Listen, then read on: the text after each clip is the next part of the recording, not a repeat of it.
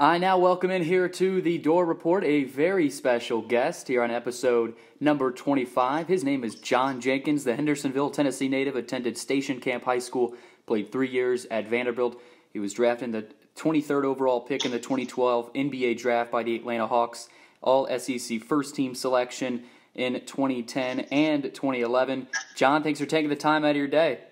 Oh, no problem. Thanks for having me, man. Yes, sir. I want to start off there at your career. I mentioned you're a native of Hendersonville, averaging 42 points per game as a senior. Did you feel like Michael Jordan in high school?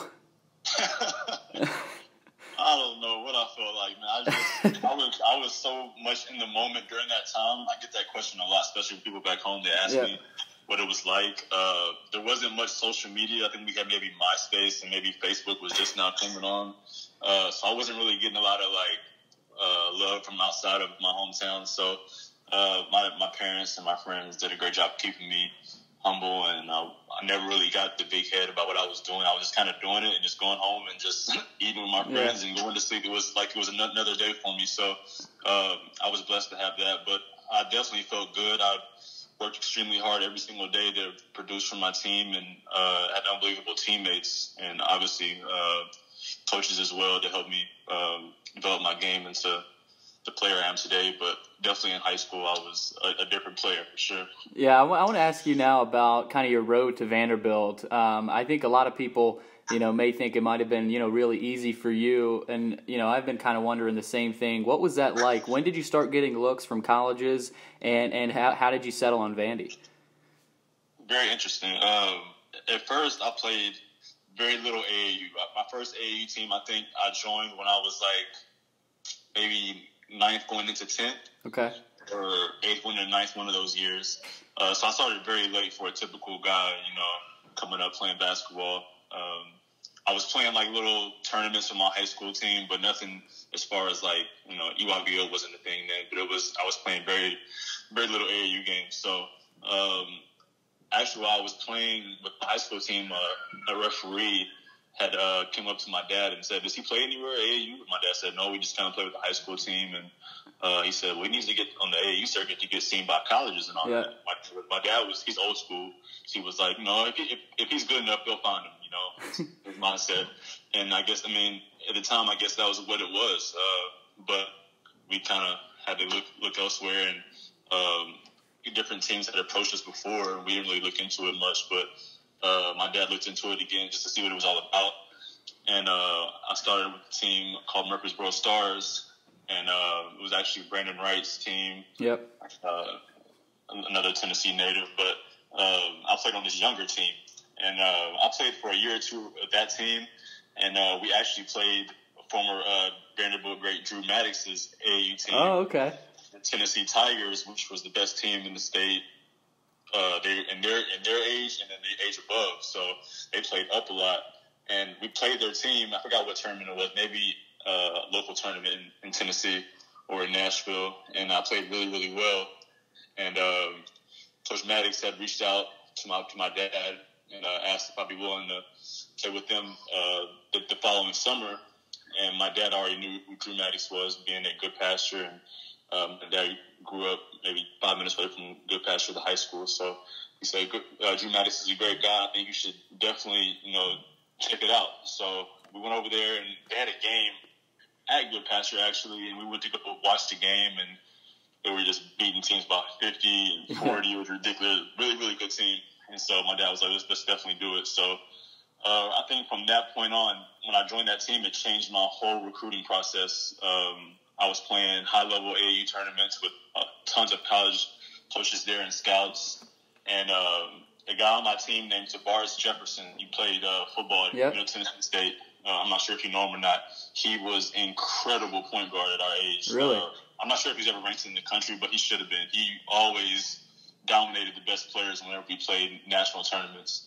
He was just a little too small maybe, but he was extremely fast, strong.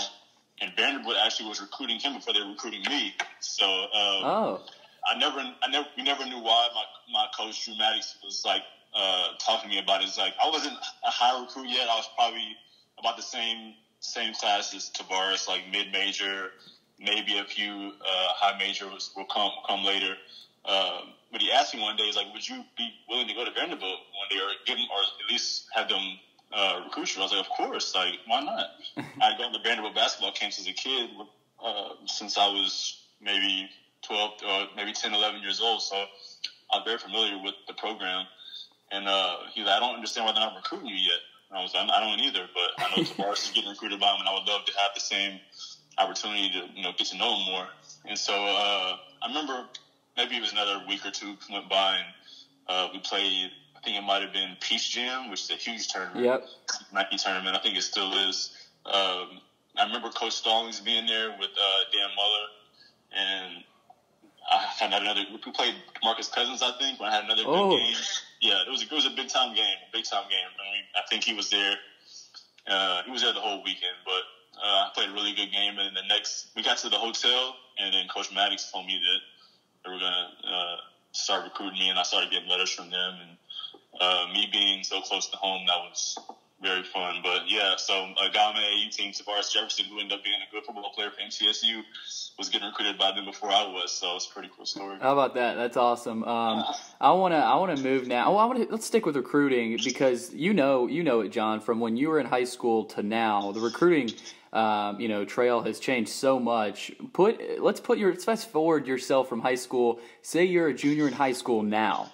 How much different do you think your road would be, and do you think you would still even end up at Vanderbilt? I think it would be very different. As far as choosing the school, I don't know, man. I was a big time mama's boy, and I still am. So for me to leave anywhere farther than maybe 2 or 3 hours would have been tough for me. So being 30 minutes down the road, my mom worked downtown. It was just like that was big for me as well as the education and playing time and playing for Coach Stallings and the team.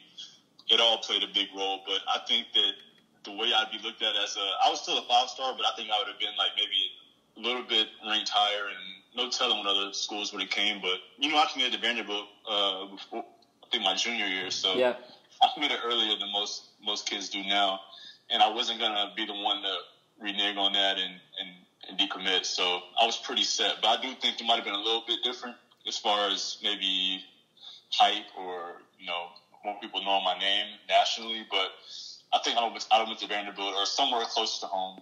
Maybe Tennessee would have been the farthest I'd ever go. But, I don't mean, Tennessee is not a good school to play. No. But I know the MTSU wanted at least 3 or 4 of the guys on our AAU team. Maybe I would have went that route, but I never would have went anything bigger than, outside the state. I don't think. I was fully committed on staying home and making a difference and making an impact wherever I went, but definitely wanted to be at home. Yeah, you definitely stayed home, made a difference at Vanderbilt. I've been a lifelong Vanderbilt fan. It was so fun watching you play at Memorial Gym, just lighting it up. I remember your freshman year. What was it like for you stepping on the floor those first few games at Memorial? Going to those camps, you finally step on the floor. But the thing I want to ask you about is the speed of the game. How much of a difference was that from high school to college? Yeah, it wasn't the games; it was the practices, man. Okay. It was complete shock. I was double teamed and triple teamed pretty much since my sophomore year of high school on until I ended up leaving after my senior year. So I played against pretty good defenders and, had to get through different jump defenses, and I was able to read the game pretty well at a young age and had a good IQ, but the physicality and the speed was just, I was not ready for it first. It was a big difference. I just remember my first ever, I think I almost threw up, and I'm very known for being safe and being that one guy that's always, it's a big thing back home about my work ethic, but I was just completely shocked that I had found something that could almost break me, and I never had that feeling before. So I just remember calling my dad, wow, I didn't know it was going to be like this. But, this is what I signed up for, what I wanted to, really, really, really do. So I just found ways I did extra reps in the weight room. I did extra film or extra work with Coach Muller and assistants, Coach Richardson on the court, and just found ways, because I was the only freshman on the team, so I didn't have another guy to really struggle with. So everybody was kind of ahead of me from the start. I had played pickup with those guys since maybe I committed or maybe my sophomore year in high school, so I knew them, but pickup versus real practice a little different. Was very different. And I will be the first to admit I was probably one of the worst players on the court my first couple of months. No way. Yeah, I was not very good. I just remember struggling on off, that my shot wasn't falling. It just wasn't going according to plan for sure. But with my demeanor and the way I am, I was going to find a way to eventually make an impact for sure. Yeah, and you did. I want to ask you now, do you have a favorite game at Memorial Gym? Oh, man. I would say, I mean, I obviously have a lot, but I would say the best one I felt was probably my last home game, which was senior night for those guys, but my last game. Florida? Yeah, Florida. That game was, I didn't know I was leaving, but I knew it was a possibility. I think everybody knows a possibility during that time before the season. And I wanted every game to matter and to be completely in the moment and to just make the most out of it and see how far we could go as a team. I just remember just the last moments. We always battled with those guys. Since my freshman year all the way to my junior year, we had tough battles at their house, at our house. And to win that game and to not know, but, kind of know that it could be my last game there, it was very special. And I don't remember what I had or how I played, but I just remember leaving the court being like, wow, if that's my last game, then I would definitely take that. Yeah, I remember watching the shot after of you and Jeff Taylor kind of just embracing each other. I'm pretty sure both of y'all had tears in your eyes, and just kind of, it says a lot about, those are your guys, right? For sure. I mean, we're all like brothers, and we had a Zoom meeting maybe like 2 or 3 weeks ago with most of the team, not all the team, but most of the team. And, it's just like we pick up where we left off almost. It's when you're around those guys for that long and you go through so many battles and games and practices and you spend so much time with each other, running sprints and all that stuff. It builds something that is everlasting. You never forget it. Later in that year, you guys went on to win the SEC tournament down there in New Orleans over the number 1 team in the nation, Kentucky. And that was a special day for Commodore Nation, for you, the coaching staff, everyone involved with the program. What was that like? Did you, on game day, was there a different feel? Were you guys confident, or was it kind of, we're gonna have to fight for this because this team's really good? Yeah, we knew we got to fight for sure. That was just like Florida. Kentucky was always a huge game for us because they were usually top 10, number 1, number 2. They're always up there, and that team eventually won the championship. They were very, very good. And I remember, I'm not sure, you probably know probably more than me, but I know if we play like 3 or 4 games in a row, I think we might have played 3 games in a row to play Kentucky. And I just remember going into that game extremely tired, because I think I led the league in minutes that year, and I was always playing 35 plus. And 3 games in 3 nights was not easy. It was not ready for that. And they were all tough games too. I think we played Georgia, Ole Miss, Kentucky, and then every game at that stage is big time. Yeah, it's big time. So I just remember being really tired going into the game, and I saw the game came on. I think on TV. Maybe me and my wife and my daughter, who obviously wasn't there to watch, but it was cool for her to see her dad play a little bit back then with the baggy shorts. But I just remember being really tired, and people that don't know, my teammates know obviously, but my grandmother had passed maybe a week before that, and I was all emotional, I'm really close to my family, and didn't want to play beginning of the tournament, and my mom and my dad, they ended up driving down to New Orleans and being there with me to help me through it. Very emotional the whole weekend, and going into it, I didn't know how I was going to do. I think I might have missed a few practices, but when you see when we beat them, the camera went on to me on the floor, and I was emotional on the ground. People, it was because we won. It was because we won, but it was also because I had just lost one of the loves of my life, and it was very tough on me that whole week, and to fight through and to do something that special for Vanderbilt, for Nashville, something that hasn't been done in over 50, 60 years. That was something special, and I knew in that moment that that was what I came to Vanderbilt for, that feeling right there. Yeah, that was amazing. That was definitely, that goes down one of the top Vanderbilt basketball memories of all time. I want to move now to sort of, the end of that year again. I don't know if you cared. You probably didn't care, but I think a lot of Vanderbilt fans cared that you didn't end up winning SEC Player of the Year.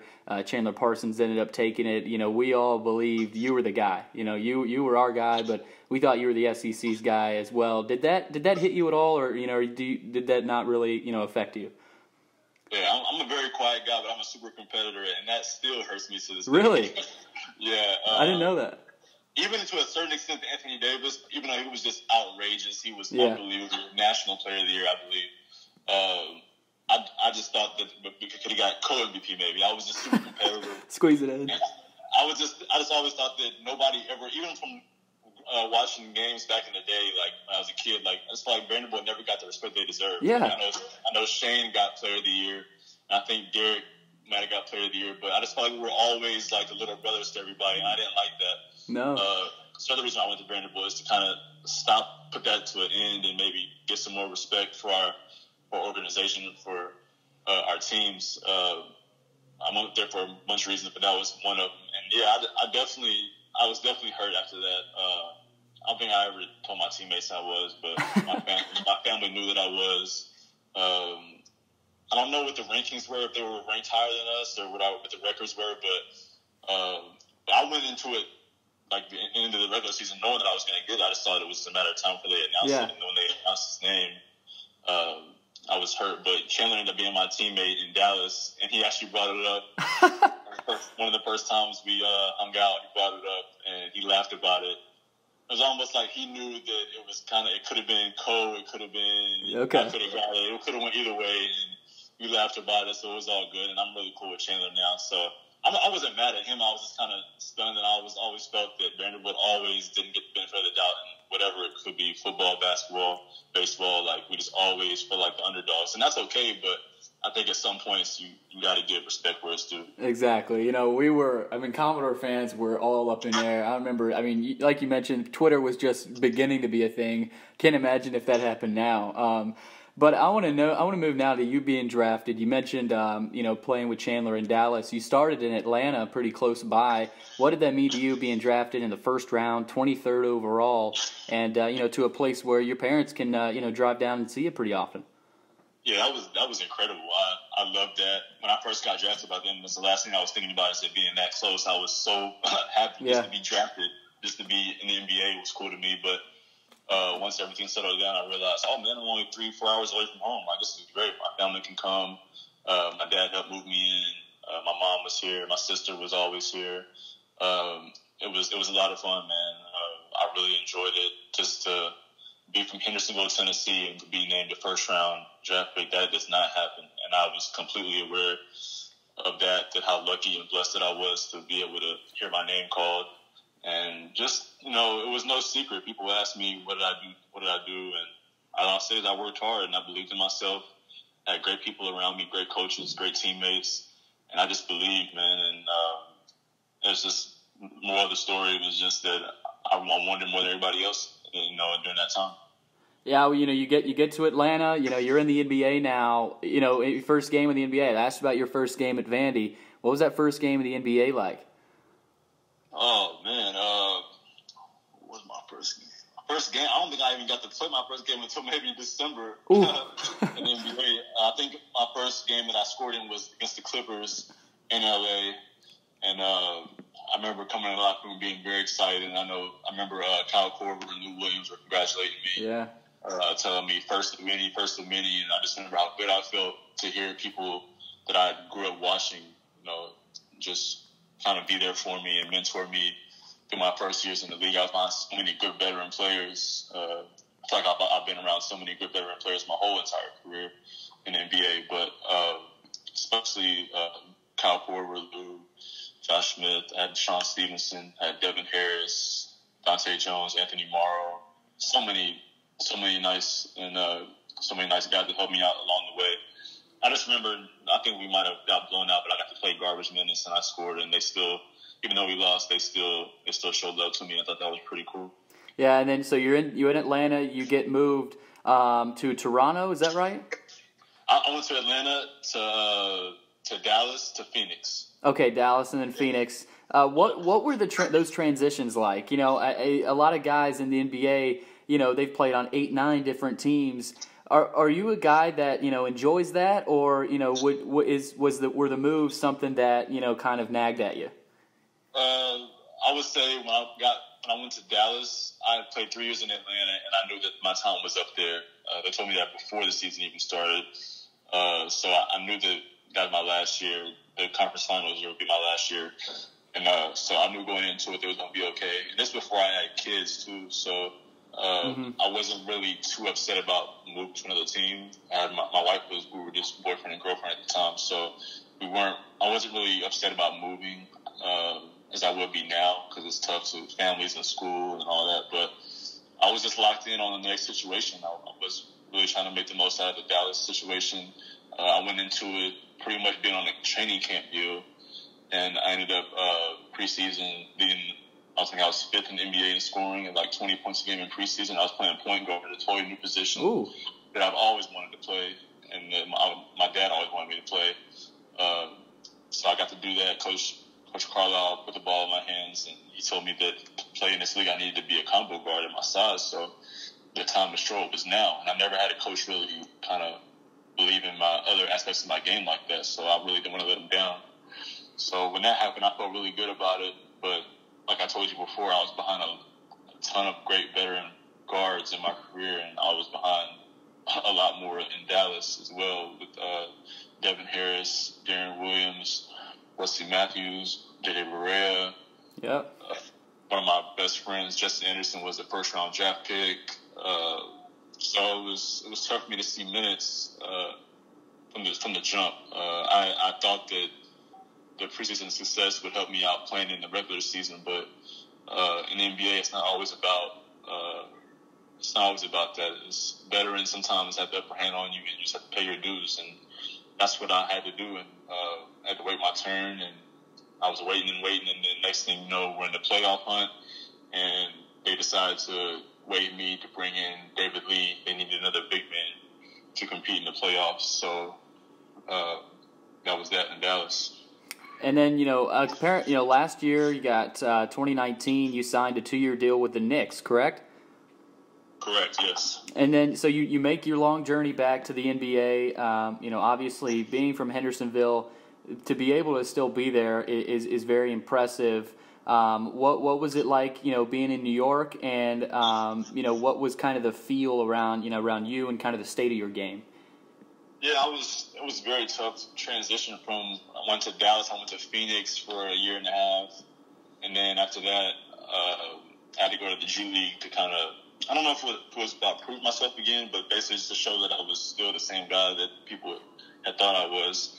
And I went to the G League like mid-season after Phoenix, and I didn't get called up. And then my agent was like, okay, so we have options whether to go overseas or you want to keep chasing this NBA and the G League. And I was like, let me try this overseas thing and see what it's like. I heard a lot of good things about it from different people.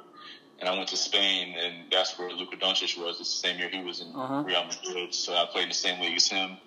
And it went really well. And I liked how everything went, but I still felt kind of empty inside. I wanted that NBA. I worked my whole life to get to the NBA. I didn't want to give up on it. I think I was maybe 25 or 26, so I felt like I was too young to give up on it, to just stay overseas the rest of my career. So I told him, I said, hey, I've played 3 or 4 years in the league. It's uncommon, but if there's a summer league team that'll bring me on and let me play minutes and showcase my talent to different teams, I'll be willing to do that. He was kind of shocked that I said that because, most veteran players don't ask to play summer league. But I said, okay. He said, okay. And he talked to Portland, and they said, yeah, we would love to bring him in first for a workout, and then we'll see how it goes. And then if so, we'll definitely have him, and we'll play in minutes, and we'll see what happens. So I went to the workout and played extremely well. And I ended up starting over their draft picks, which you probably know is very rare, especially in summer league. You're always going to let your young guys play. And then, long story short, we ended up winning the championship. We went 7-0. Very good. We won the championship by 30 points, I believe. So we were a very good team. Yeah, we were a very good team. And then after that year, I still didn't have any NBA interest, and I played really well in summer league. So at this point, I'm kind of hurting. I'm down on myself, but I'm still confident. I'm just waiting for that big break, and I decided to go to the G League and bet on myself again, and that's where I think that was probably one of my best years as a pro for sure. Just being mentally and physically locked in and focused, and not letting the NBA thing get in my head about getting back, just playing free and just getting back to playing the way I was, high school and college, just free and not worried about anything. So it worked. I was played about 15, maybe 20 games in the G League, and then the Wizards had called me up, and I went to the Wizards, and I think it was a 10-day. So on the 5th day of my 10-day, the end of the trade deadline happened, and they traded away Otto Porter for Jabari Parker and a couple of guys.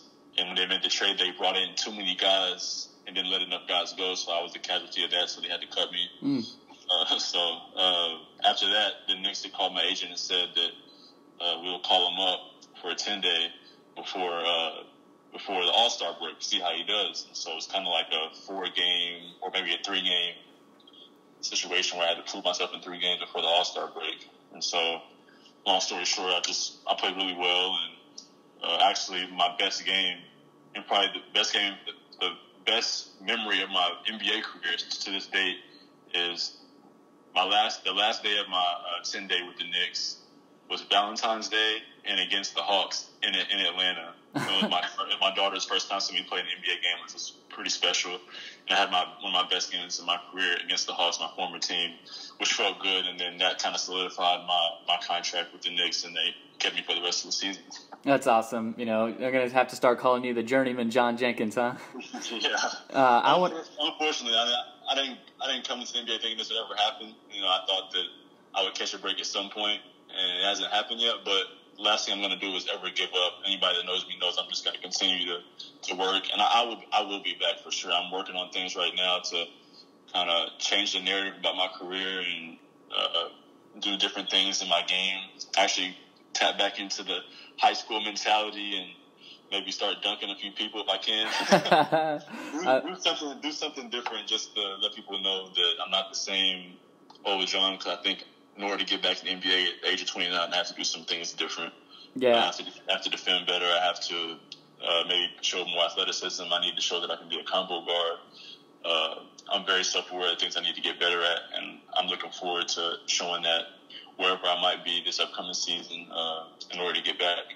Yeah, hopefully we do get basketball back. That's something on a lot of people's minds. Real quick here, John, before I close things out, Jerry Stackhouse. I know you've probably had taken some time to talk to him. A lot of former Vandy players have hopped on his boat, here in Nashville. What do you think about the future of Vanderbilt under Jerry Stackhouse? Yeah, I'm definitely another player on the Stackhouse boat too. So there you go. I think very highly of Stack. I've known him a little bit just by being in the NBA and being in the NBA fraternity. You get to know different people, and he lived in Atlanta for a while, and that's where I live now. So I see him in and out of different gyms, and but I've also followed his career as a player and then his coaching career. I saw that I played against, I think, his G League team, the Raptors. They ended up winning the championship when he was there at coach. I played against that team. They were super disciplined. I remember that for sure about his team in Toronto. They were super disciplined and they played extremely hard.